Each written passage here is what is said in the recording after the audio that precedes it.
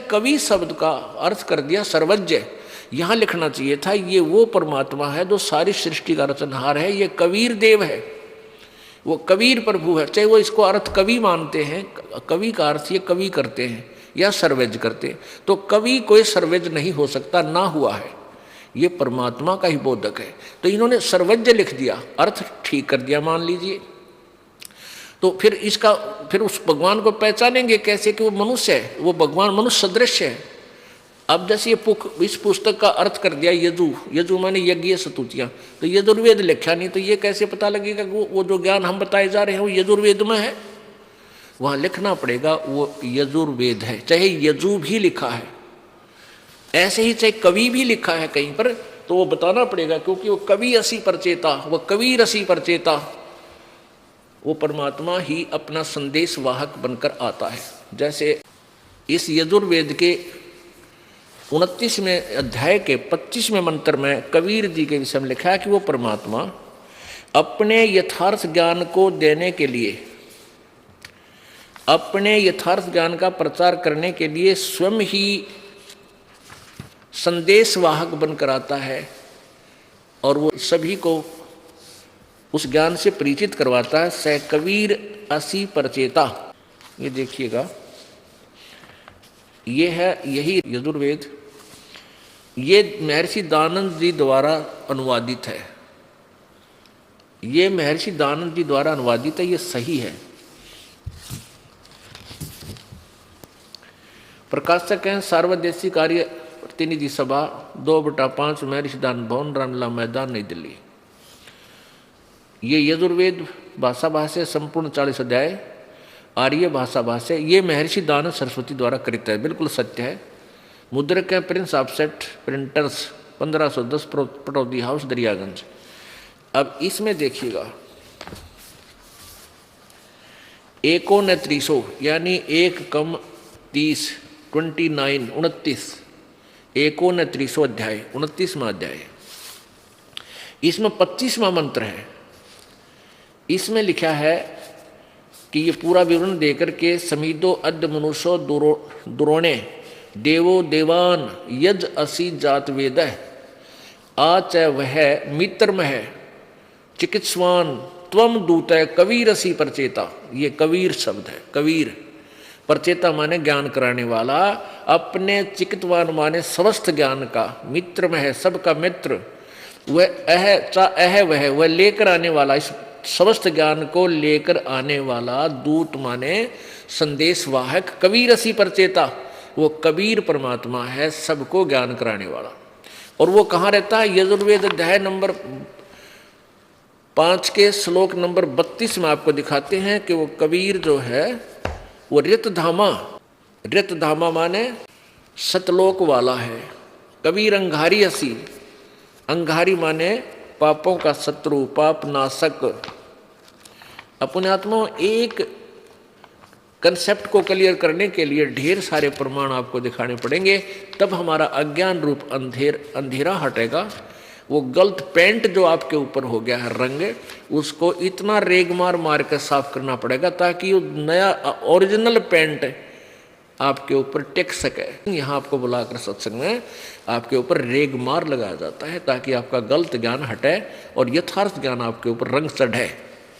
ये 5वां अध्याय है, ये है अथ पंचम अध्याय आरंभ।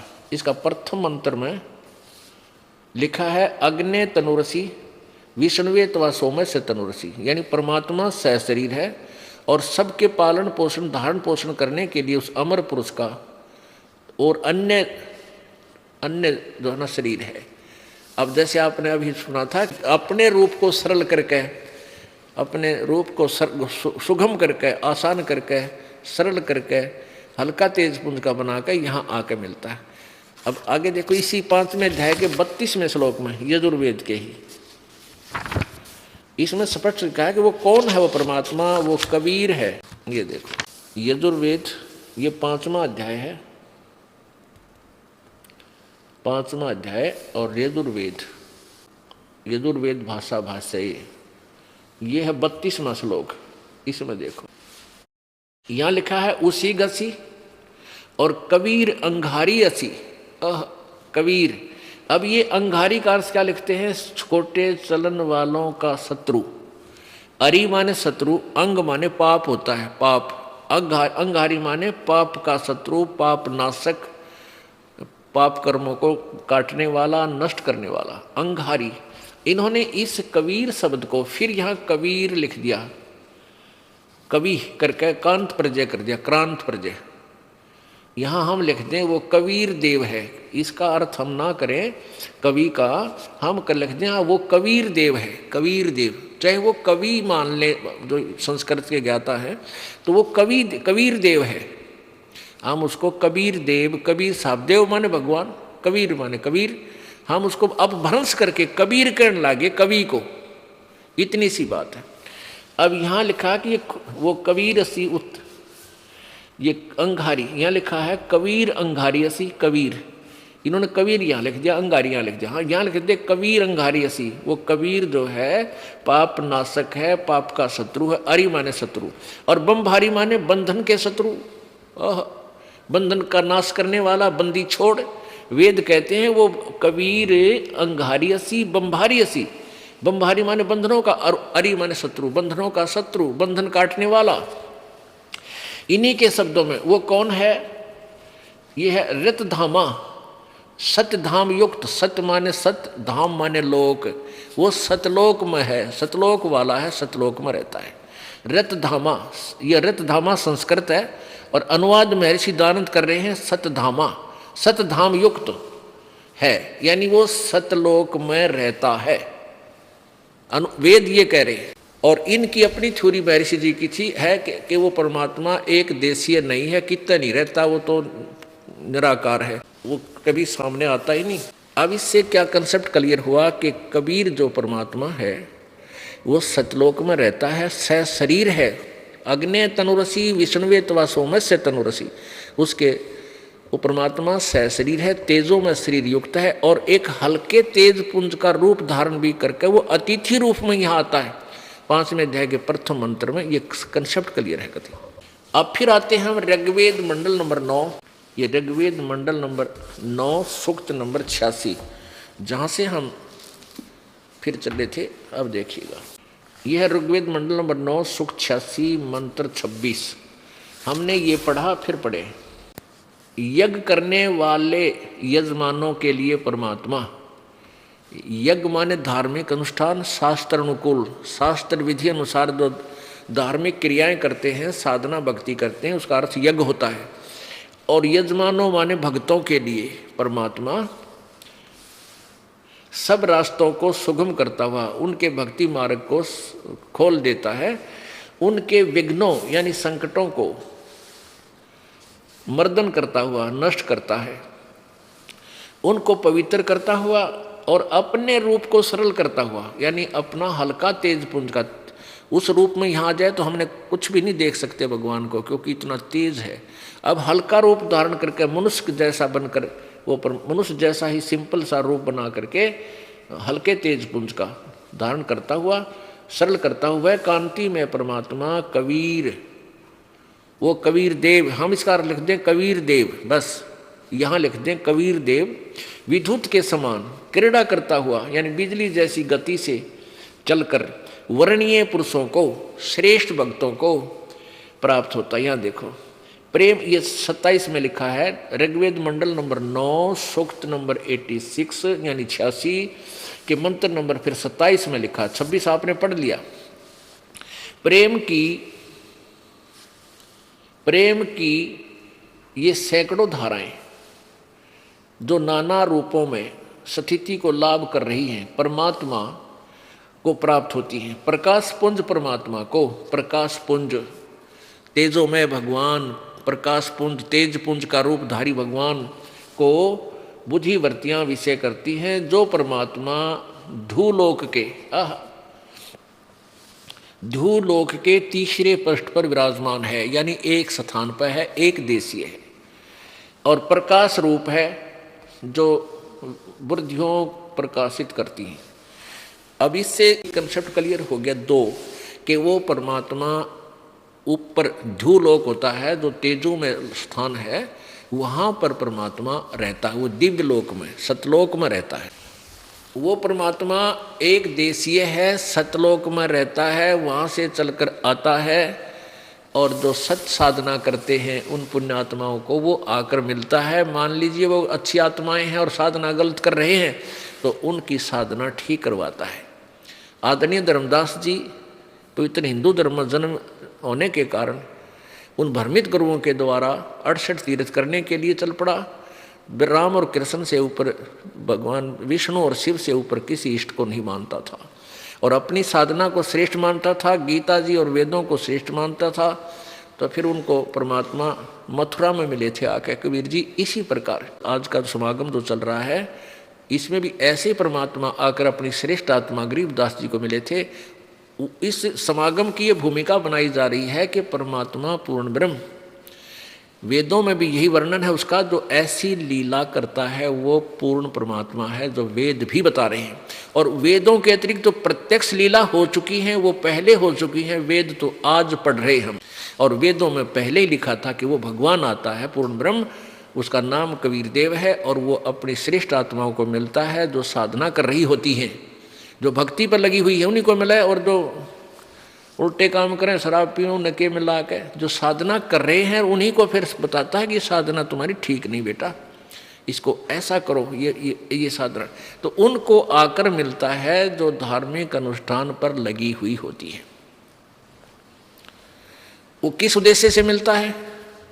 ऋग्वेद मंडल नंबर 9 सूक्त नंबर 82 इसका जो है ना स्पष्टीकरण देगा कि वो किस लिए मिलता है। उनको ज्ञान उपदेश देने के उद्देश्य से मिलता है। ये देखिएगा, यही ऋग्वेद मंडल नंबर 9-10 प्रकाशक सर्वदेशीय कार्य प्रतिनिधि सभा महर्षि दयानंद भवन रामलीला मैदान नई दिल्ली। ये वही है महर्षि दयानंद सरस्वतीकृत प्रिंस ऑफ सेट्स प्रिंटर्स 1510 पट ऑफ द हाउस दरियागंज नई दिल्ली से प्रकाशित है। अब देखना, यह है ऋग्वेद मंडल नंबर 9 सूक्त नंबर 82 269 पृष्ठ पे। यहाँ नीचे प्रारंभ होता प्रथम मंत्र 82 का, ये 81वां समाप्त सूक्त समाप्त हुआ, ये 82वां प्रारंभ होता है। एक, जो सर्व उत्पादक यानी सबके उत्पत्ति करने वाला प्रभु और प्रकाश रूप तेजो में शरीर वाला है, सद्गुणों की वृष्टि करने वाला, पापों के हरण करने वाला है, वह राजेव, राजेव माने राजा की तरह, मनुष्य की तरह देखने योग्य है, राजा के समान। ये देखिएगा, राजा के समान, राजा के समान दर्शनीय है, देखने योग्य है, यानी वो साकार है, दिखाई देता है, दर्शनीय है। वह पृथ्वी लोक के लोकांतरों के चारों ओर शब्दमान हो रहा है। वह वर्णीय पुरुषों को, वर्णीय माने श्रेष्ठ आदरणीय भक्तों को, व्यक्तियों को, जो दृढ़ भक्त हैं, जो दृढ़ भक्त है उसको पवित्र करता हुआ प्राप्त होता है। उसको मिलता है अच्छी आत्माओं को।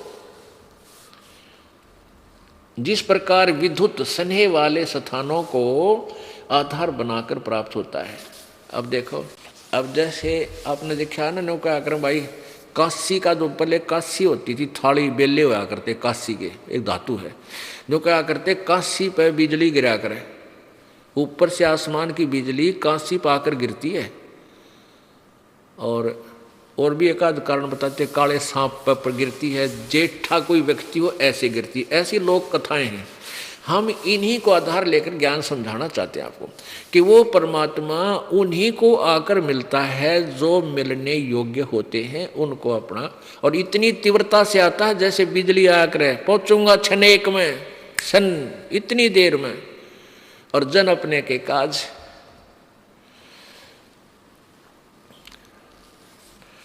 अब यह कंसेप्ट क्लियर हो रहा है कि वो परमात्मा जो वेद बताते हैं वही लीला उस परमेश्वर कबीर जी ने पहले की हुई है, जो आज हम वेदों में प्रत्यक्ष देख रहे हैं। तो कौन हुआ भगवान? वही जो काशी में आया था जुलाहा, वो पूर्ण परमात्मा है।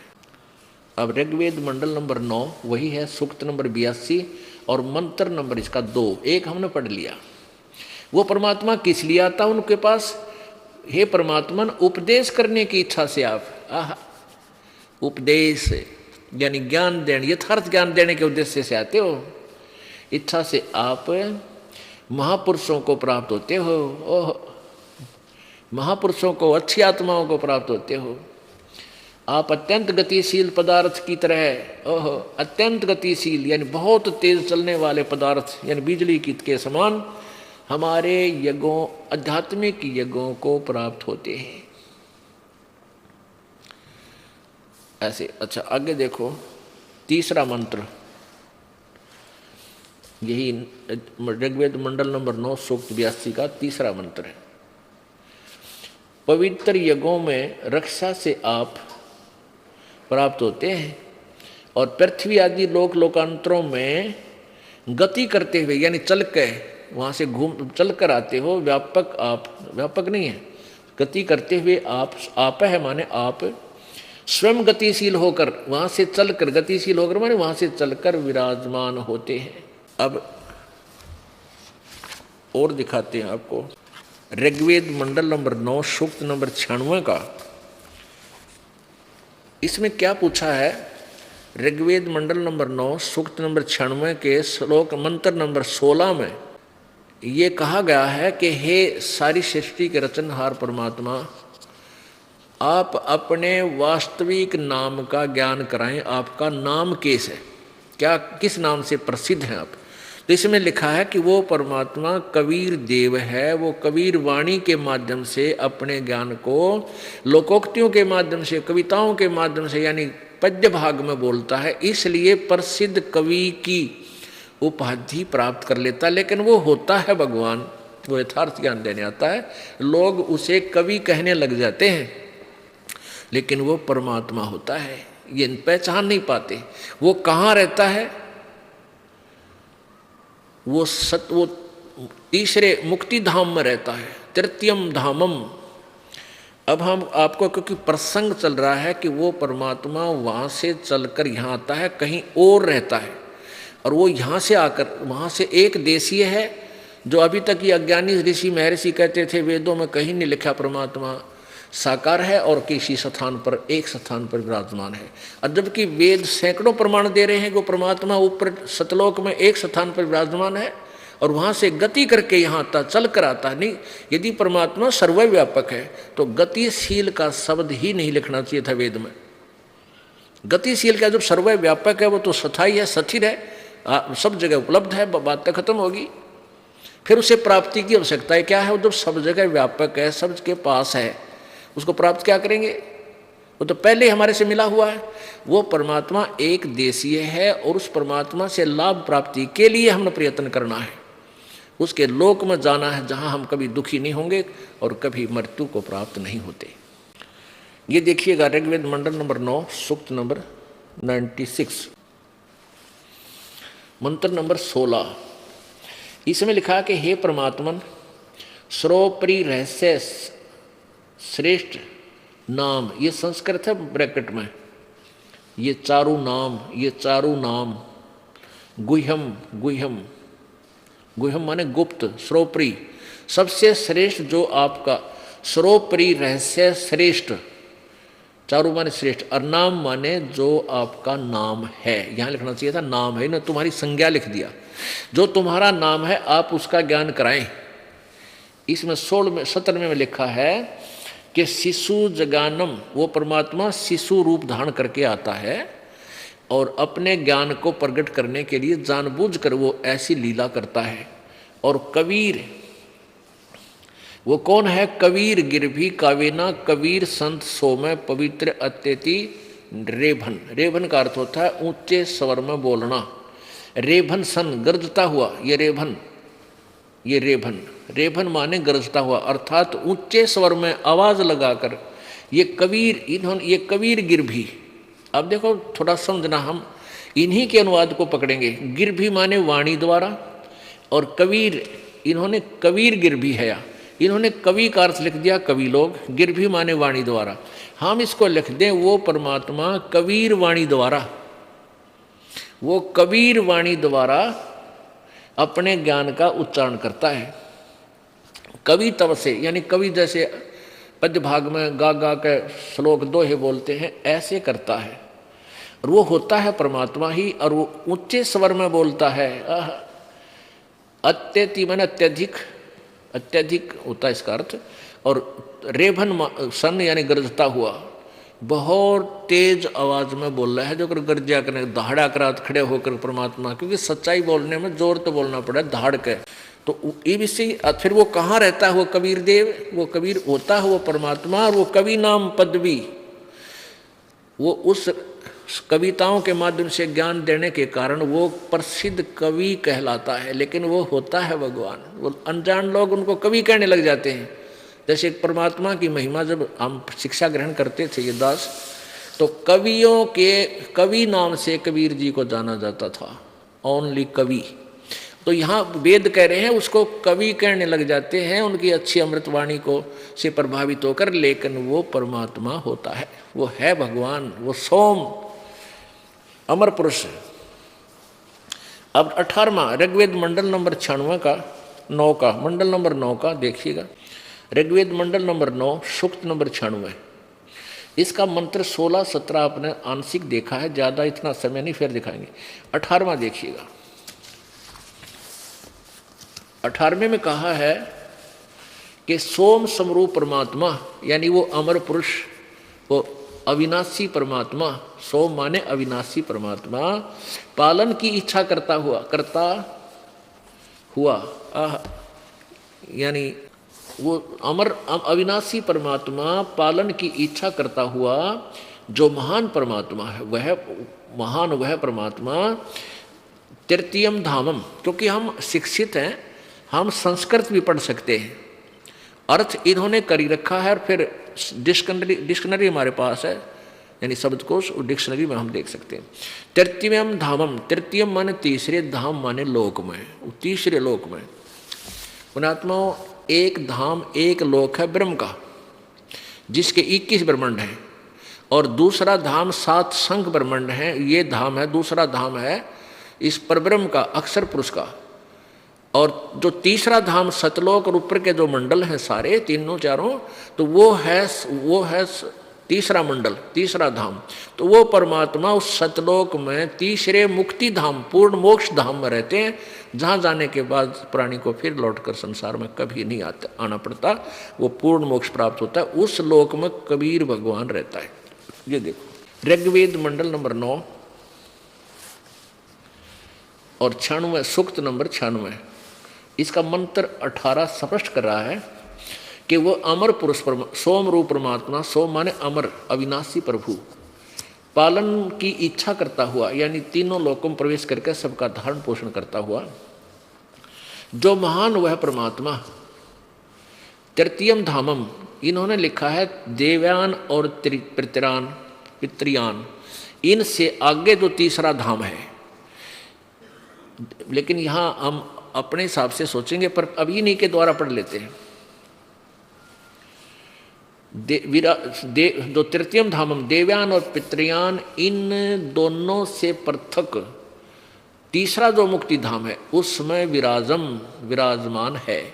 क्योंकि इन्होंने तो अड़ंगा करने का ठेका ले रखा था, ज्ञान करने, इन्होंने ज्ञान योगी लिख दिया। विराजमान जो ज्ञान योगी है उसको प्रकाश करने वाला, कोई बात हुई। अब परमात्मा की महिमा गाई जा रही है, उस भगवान के विषय में बताया जा रहा है। इन्होंने अपनी उस अनाड़ी सोच को बीच में हटा दिया, जबकि संस्कृत शब्द स्पष्ट कर रही है तृतीयम धामम विराजम, वो तीसरे धाम में विराजमान है। और ऋग्वेद सूक्त नंबर 82 और 86 में स्पष्ट हो गया कि वो परमात्मा वो तीसरे दिव्य लोक में तीसरे स्थान पर विराजमान है। अब ये स्थान स्थान पर अलग अलग इसमें भेद दिया गया है। तो अब हम इससे स्पष्ट हो गया कि वो परमात्मा सतलोक से चलकर आता है, अपने रत धाम से वहाँ रहता है, वहाँ से चलकर आता है अलका तेज पुंज का रूप बनाकर। यही गरीबदास साहिब जी कहते हैं कि तेज पुंज तन दे धरकर इस विध हमको भेंट ही। तो तेज पुंज का हल्का अन्य शरीर बनाकर वो परमात्मा इस प्रकार हमें आकर मिलता है और वो रहता है सतलोक में। अब देखिएगा ऋग्वेद मंडल नंबर 9 सूक्त नंबर 20 का मंत्र नंबर 1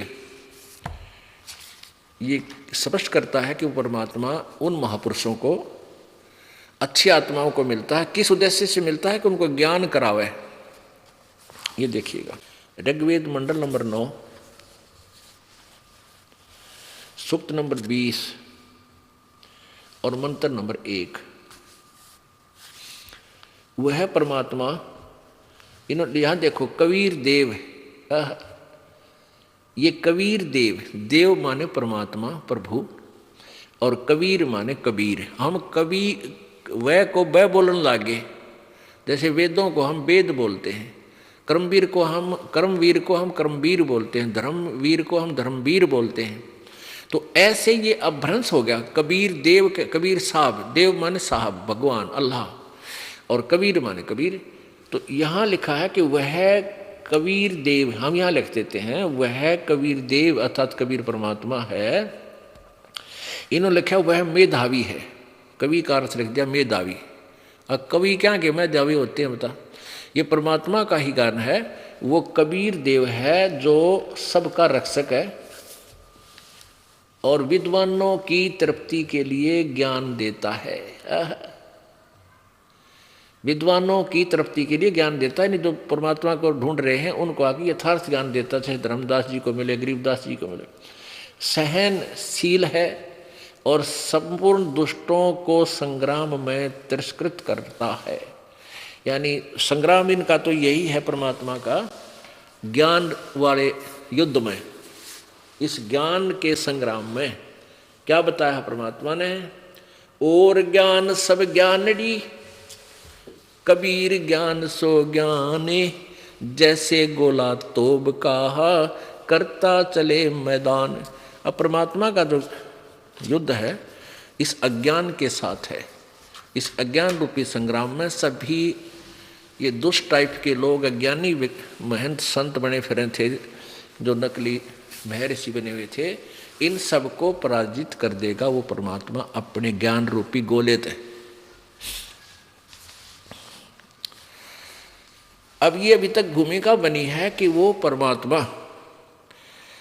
अपनी प्यारी आत्माओं को यथार्थ ज्ञान प्रदान करने के लिए सतलोक से चलकर आता है, उनको यथार्थ ज्ञान और अपनी यथार्थ महिमा, यथार्थ स्थिति से परिचित करवाता है। उसके पश्चात वो प्यारी आत्मा, उसके संत उस परमात्मा के दिए हुए ज्ञान को भी ढोल के डंके पर बजाते हैं, सुनाते और कहते हैं। उसके लिए परमेश्वर कहते हैं चारों युग में संत पुकारे, कूक कहा हम हेल रे, हीरे माणिक मोती बरसे हैं ये जग चुगता ढेल रे। पवित्र कबीर सागर, पवित्र कबीर सागर, कबीर वाणी और कबीर चरित्र बोध, इनमें स्पष्ट किया है। कबीर वाणी कबीर सागर में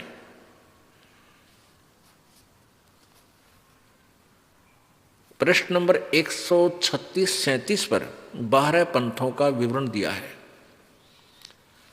उसमें क्या बताया है कि संवत 1775 सोई 75 होई, संवत 17 से 75 होई, तादिन प्रेम प्रगटे जग सोई। ये 12वां पंथ गरीबदास जी वाले के तरफ संकेत है। यहाँ पर गलती से 75 लिखा है, ये संवत 74 है। संवत 1774 हुई और तादिन प्रेम प्रगटे जग सोई, साखी हमारी ले जीव समझावे, असंग ठोड़ जन्म नहीं पावे, और 12वें पंथ प्रगट हुआ बाणी। ये गरीबदास जी का पंथ के विषय में 12वें पंथ के विषय बता रखा है कि 12वें पंथ में गरीबदास जी वाले पंथ के द्वारा, गरीबदास जी द्वारा मेरी महिमा की वाणी प्रकट होएगी। यानी उसको मैं ज्ञान दूंगा अपनी प्यारी आत्मा को, फिर वो मेरी महिमा की वाणी को ढोल के डंके पर कहेगा। और वो गरीबदास जी की वाणी फिर लिपिबद्ध की गई है, जो आज दास आपको पढ़ पढ़ कर सुनाता है, जो कबीर जी की वाणी से और वेदों से मेल खाती है। तो उसमें ये लिखा कि 12वें पंथ में जो प्रवर्तक होगा 12वें पंथ का, उसके द्वारा मेरी महिमा की यथार्थ वाणी प्रकट की जाएगी, मेरी ही कृपा से। लेकिन उस 12वें पंथ गरीबदास पंथ वाले भी यथार्थता को ना समझकर, उस ज्ञान को ना समझकर असंग जन्म भी सतलोक नहीं जा पाओगे। फिर उस 12वें पंथ में हम ही आएंगे आगे, गरीबदास वाले पंथ में। कबीर जी ने 600 वर्ष पहले बोला था। अब देखिएगा, अब आपको ये कबीर सागर दिखाना आवश्यक होगा। परमात्मा की प्यारी आत्माओं, आपको प्रभु की चाह है, क्योंकि हम जब से भगवान से बिछड़े हैं वो अक्षति हमारी अभी तक पूरी नहीं हो सकी और ना हो सकती जब तक भगवान ना मिलेगा। और उसकी प्राप्ति के लिए हम प्रयत्न करें, तो उसके लिए हमने सबसे पहले दृढ़ होना पड़ेगा कि जिस क्रिया को हम करने जा रहे हैं सत्य है या असत्य। जब आपको दृढ़ हो जाओगे, फिर निश्चिंत होकर करोगे, तो आपको कोई डगमग नहीं कर सकता, वो सफल होगी। नहीं तो ये सिर फिरे संत फिरे हैं, कोई भी आपको भ्रमित कर देगा, वो झूठ बोलता है, कहीं नहीं लिखा ऐसा। रविदास आपको प्रत्यक्ष कर देगा, आप किसी देवता की भी नहीं मानोगे कि संत रामपाल झूठ बोलता है, क्योंकि आप आंखों देखोगे, पढ़ोगे, सब शिक्षित है। इसी का लाभ परमात्मा ने उठाया है। इस बिचली पीढ़ी में सब शिक्षित होंगे, हम अपने पहचान करवा जाए। ये देखिएगा पवित्र कबीर सागर, ये है पवित्र कबीर सागर। ये खेमराज श्री कृष्ण दास प्रकाशन मुंबई से प्रकाशित है। ये है कबीर सागर, संपूर्ण 11 भाग, खेमराज श्री कृष्ण दास प्रकाशन मुंबई से प्रकाशित है। और इसके संशोधक कौन है?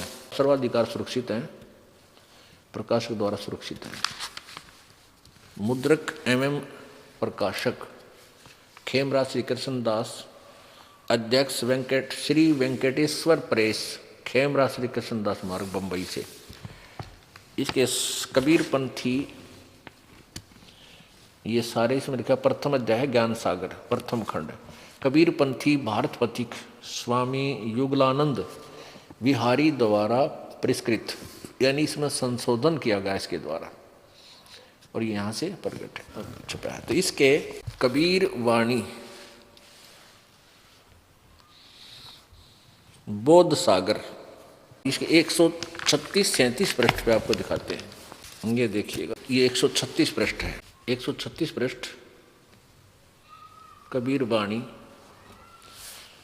और यहाँ ये है बोध सागर, यहाँ लिख 12 पंथ चलो सो भेद, ये कबीर जी की वाणी है। 12 पंथ चलो सो भेद, 12 पंथ काल फुरमाना। इन 12 के 12 पंथा में काल का ज्ञान प्रचारित है, काल वाली साधना ही चल रही है। 12 पंथ काल फुरमाना, भूले जीव न जाए ठिकाना। ताते आगम कह हम भाखा, वन समारा चूड़ामणि शाखा, चूड़ामणि। अब इन्होंने और क्या त्रुटि की है कि कबीर वाणी, कबीर चरित्र बोध सन पृष्ठ नंबर 1870 पर इन 12 पंथों में नारायण दास लिख दिया। नारायण दास लिख दिया प्रथम प्रवर्तक, 12 पंथों का में से प्रथम पंथ का नहीं। यहाँ देखो, ये है बोध सागर और ये है कबीर चरित्र बोध। इसके पृष्ठ नंबर 1870 पे, 1870 यहाँ क्या लिखा है?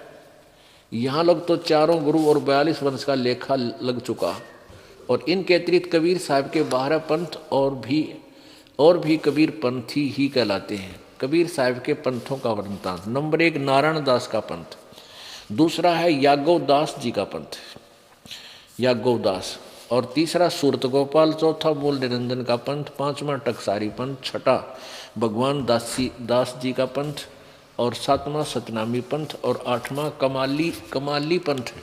कमाली नहीं है ये, कमालिये यानी कमाल का पंथ। वो कभी परमात्मा से द्रोही हो गया था कमाल, जो मुर्दा जीवित किया था।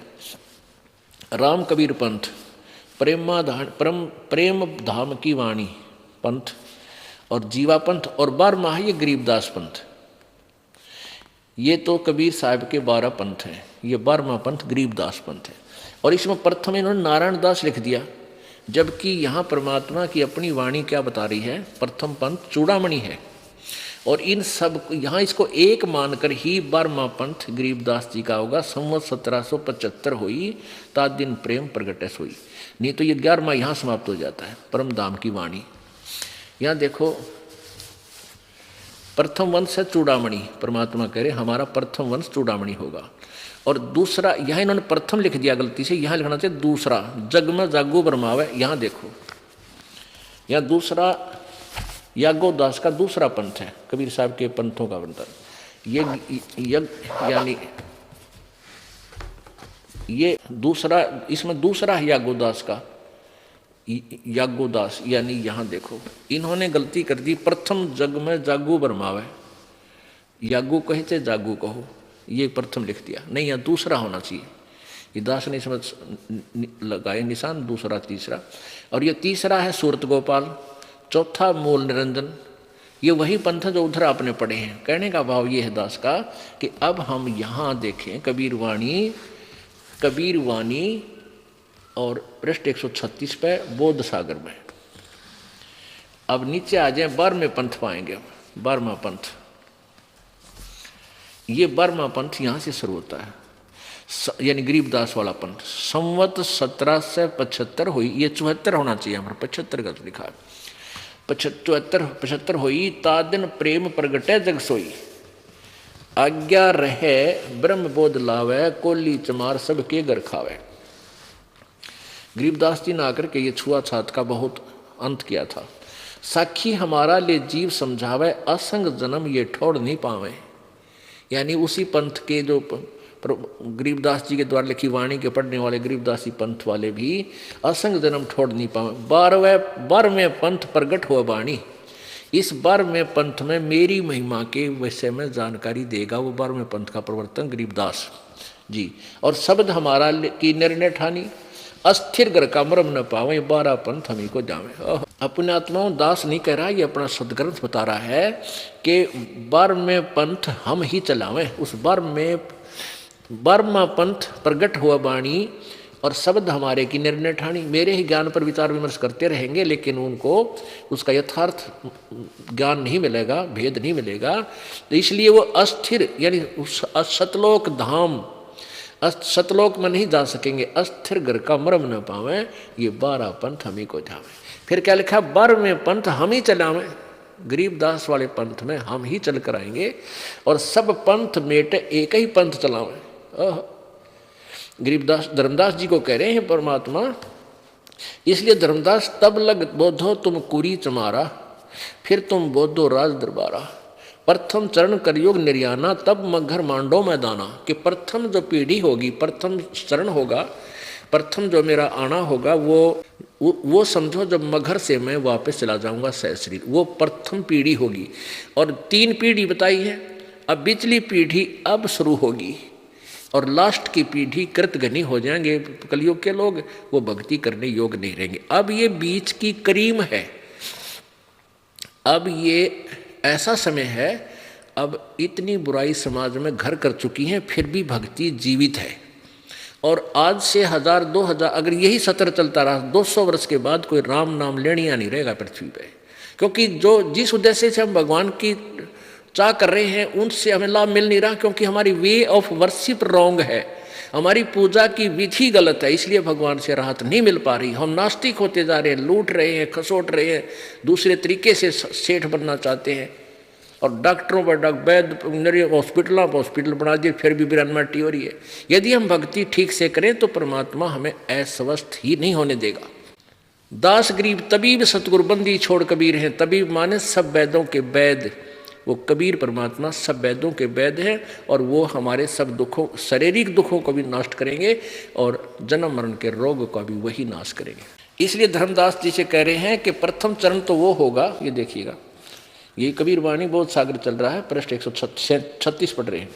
प्रथम चरण कलयुग निर्याना, कलयुग का प्रथम चरण होगा, तब मगर मांडो मैदाना, तब मगर में मैं लीला करूंगा, वो मेरा प्रथम चरण समझ लेना। अब ये दूसरा चरण चल रहा है जो वर्तमान में, धर्मदास मोरी लाख दुहाई, मूल शब्द बार जी न जाई, बाहर न जाई। पवित्र ज्ञान तुम जग में भाखो, मेरी महिमा करते रहो, लेकिन मूल ज्ञान तुम गुप्त ही राखो, गोई राखो। सही ज्ञान, वास्तविक ज्ञान मत बताना। मूल ज्ञान जो बाहर पढ़ी, ये बिचली पीढ़ी वंश हंस नहीं तरही। अगर ये यथार्थ ज्ञान आज से पहले इस वर्तमान की जो वर्तमान में पीढ़ी चल रही है, अपनी कलयुग की जो वर्तमान में पीढ़ी चल रही है, इससे पहले यदि ये यथार्थ ज्ञान जो दास बता रहा परमात्मा का दिया हुआ, कबीर जी का दिया हुआ, यदि इन नकली कबीर पंथियों के हाथ में होता तो आज ये दास क्या पहचान बताता भगवान की। और इनके पास वो मंत्र होता नहीं जो वास्तविक मंत्र है, तो फिर उनसे उस ज्ञान भी यदि वही होता तो भी लाभ नहीं होता। ऐसे ही ये नकली जो गीता और वेदों के महर्षि बने फिरते हैं, इनको भी ये ज्ञान यही ज्ञान हो जाता तो ये भी उस भक्ति मार्ग को भ्रष्ट कर जाते, और आज हम भिन्नता नहीं बता सकते। तो परमात्मा ने कहा कि धर्मदास तो लाख दुहाई, ये मूल ज्ञान यथार्थ ज्ञान की दरबार मत जाई। मूल ज्ञान बाहर जो पढ़ी तो या बिचली पीढ़ी हंस नहीं तरही, ये पार नहीं हो पाएंगे। और मूल ज्ञान को जब तक छुपाई, मूल ज्ञान तब तक छुपाई जब लग द्वादश पंथ ना मिट जाई। अब देखो, धर्मदास मोरी लाख दुहाई, मूल शब्द, मूल ज्ञान, मूल शब्द माने मूल मंत्र भी होता है, और फिर दूसरा मूल ज्ञान यानी तत्व ज्ञान गोई तुम राखो। पवित्र ज्ञान तुम जग में भाको, मेरी महिमा का जो औपचारिक सा ज्ञान है उसको अवश्य कहो, लेकिन मूल ज्ञान मत बताना। मूल ज्ञान बाहर जो पढ़ी, ये बिचली पीढ़ी हंस नहीं तरही। 33 अरब ज्ञान हम भाखा, और मूल ज्ञान गुप्त ही रखा। परमात्मा कहते हैं मैंने 33 अरब ज्ञान बोल दिया, वाणी बोली है, लेकिन मूल ज्ञान को अभी तक मैंने गुप्त ही रखा है। मूल ज्ञान तुम तब लग छुपाई जब लग द्वादश पंथ मिटाई। अब इससे क्या सिद्ध हो गया कि संवत 1774, इसमें 75 लिखा है, ये मिसप्रिंट है, लिखने वाले छापने वालों से गलती हुई है। संवत 1774 में यानी सन 1717 में गरीबदास साहिब, संत गरीबदास साहिब का जन्म हुआ। गांव छुड़ानी, जिला झज्जर और हरियाणा प्रांत में। और उनको 10 वर्ष की आयु में परमात्मा आकर मिले। ये शेष ज्ञान आपको शाम वाले सत्संग में शुरू करेंगे। अब 2 घंटे में पुण्य आत्माओं यह भूमिका बनी है जो दास इस सत्संग के विषय में, इस 5 दिन के समागम में आपको क्या बताना चाहूँ, ये अभी तक हमारा ये भूमिका बनी है, और शेष शाम को आपको सत्संग सुनाएंगे। बोलो सतगुरुदेव। परम पिता परमात्मा, सारी सृष्टि के रचनहार, कुल मालिक कबीर देव, कबीर साहिब अपनी प्यारी आत्माओं को सत्यलोक की जानकारी देने के लिए अपने सत्यलोक से चलकर इस काल के लोक में आते हैं। जैसा कि आपने आज सुबह के सत्संग में पवित्र वेदों में प्रत्यक्ष देखा और पढ़ा प्रोजेक्टर के माध्यम से, जिसमें पवित्र वेद ये स्पष्ट कर रहे हैं कि वो कबीर देव, कबीर साहब, देव का अर्थ होता है भगवान, साहब परमेश्वर। वो कबीर देव अपने यथार्थ ज्ञान को, अपनी यथार्थ महिमा को स्वयं ही प्रकट करने के लिए यहाँ इस धरातल पर आते हैं, काल के लोक में आते हैं। और वो परमात्मा अपनी प्यारी आत्माओं को, अच्छी आत्माओं को, प्रभु चाहने वाली पुण्य आत्माओं को, विशेष पुण्यकर्मी आत्माओं को आकर मिलते हैं। उन्हें फिर अपना यथार्थ ज्ञान कराते हैं। ये तो वेदों ने प्रत्यक्ष प्रमाण दे रखा है कि वो परमात्मा ऐसे लीला करते हैं, और स्वयं परमेश्वर जी कबीर रूप में आकर के आज से लगभग 600 वर्ष पहले बनारस अर्थात काशी शहर में, भारतवर्ष में एक जुलाहे की भूमिका करके अपने यथार्थ ज्ञान को प्रचार किया, और जो परमात्मा लीला करते हैं, जो सुख देता है, वो लाभ भी अपने अनुयायियों को दिया। आज से लगभग 600 वर्ष पहले परमेश्वर कबीर जी जब एक तत्वदर्शी संत की भूमिका कर रहे थे, उसमें 64 लाख शिष्य हुए थे कबीर भगवान के। परमेश्वर कबीर जी के 64 लाख शिष्य हुए थे। पुण्यात्मा विचार करके देखो, आज से 600 वर्ष पहले पूरे भारतवर्ष की कितनी आबादी होगी, कितनी जनसंख्या होगी, जिसमें इराक, ईरान, गढ़ गजनी और ये बलोचिस्तान, अफगानिस्तान, ये सारे भारतवर्ष के अंतर्गत थे। ये सारा भारतवर्ष था। इस सारे के सारे क्षेत्र में केवल लगभग 5-4 करोड़ आदमी होंगे 600 वर्ष पहले। 600 वर्ष पहले एक गांव की जन आबादी जो आज 10-10 हज़ार, 20-20, 15-15 हज़ार हो चुकी है पॉपुलेशन, उसमें ज़्यादा से ज़्यादा 200 आदमी होंगे एक गांव में, हद। उसकी तुलना में 64 लाख से सो जाना, 4 करोड़ आबादी में 64 लाख से सो जाना। और जबकि कोई मीडिया का माध्यम नहीं था, जैसे आजकल तो ये सैटेलाइट पर रेडियो टेलीविज़न के माध्यम से एक वक्ता करोड़ों अरबों जगह, करोड़ों जगह उसका प्रचार हो सकता है एक टेलीविज़न के माध्यम से, टीवी चैनल पे वो कर सकता है। और उस समय तो कोई ऐसी व्यवस्था नहीं थी, ना कोई कन्वेंस थी, ना कोई लाउड स्पीकर थे जो कि ला के ऊंचा बोल कर इकट्ठे कर ले। उसमें परमात्मा ऐसे ही लीला करते थे जो आज की या कलयुगी साइंस, मैटेरियल साइंस कर रही है, वो आध्यात्मिक साइंस से परमात्मा हजारों जगह प्रकट हो जाते थे अपने उसी रूप में, और वहाँ जा जाकर अपने यथार्थ ज्ञान को प्रचार क्या करते थे। और एक रूप में बनारस में भी रहते थे, जुलाहे का काम भी करते थे, और एक रूप में वो सतलोक में पूरे ब्रह्मांडों का कंट्रोल भी करते थे, करते हैं। ये है वो कबीर परमेश्वर। पुण्यात्माओं, ये दास जन्म से कबीर पंथी नहीं था, ये दास तो जन्म से कृष्ण पंथी था, हनुमान पंथी था, श्री रामचंद्र का पंथी था, ये कबीर पंथी नहीं था। कोई नहीं सोचा भाई ये कबीर पंथ में जन्म हुआ होगा या किसी जुलाहे जाति में जन्म हुआ हो, इसलिए ही कबीर जी की महिमा गा रहा है। नहीं, दास को परमात्मा ने पहले पारखू बनाया, जौहरी बनाया, और फिर इस लाल को दास ने परख कर देखा। उन्हीं फॉर्मूलों से ये परमेश्वर पाए, पूर्ण ब्रह्म, असंग ब्रह्मांड के स्वामी, जिसका समर्थन, जिसकी महिमा सारे सदग्रंथ कह रहे हैं।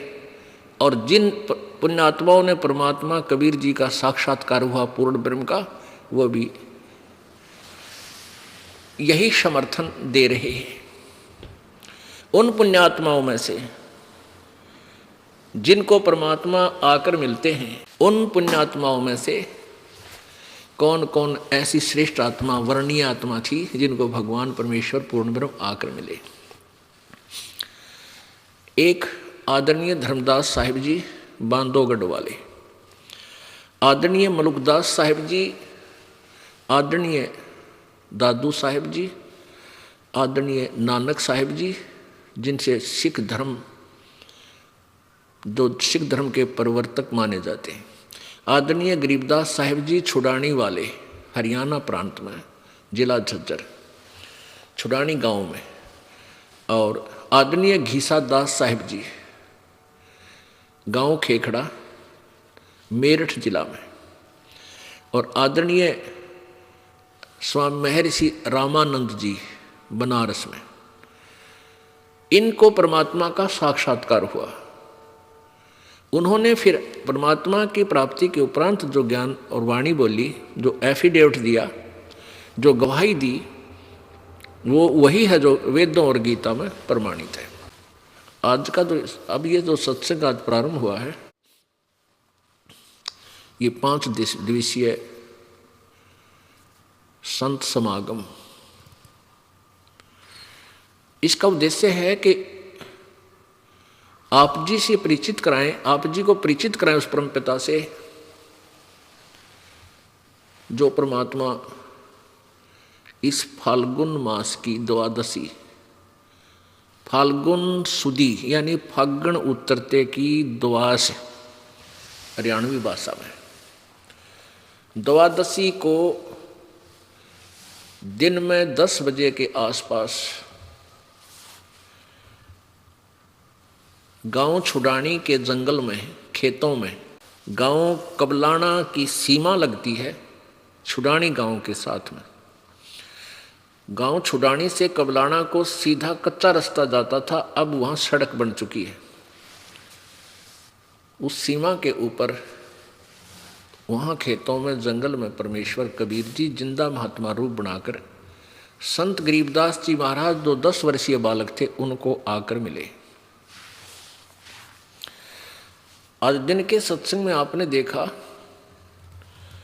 परमात्मा कबीर सागर में अपनी वाणी बताते हैं कि बर में पंथ में जो गरीबदास पंथ है, सन 1774 में उस गरीबदास जी का जन्म होगा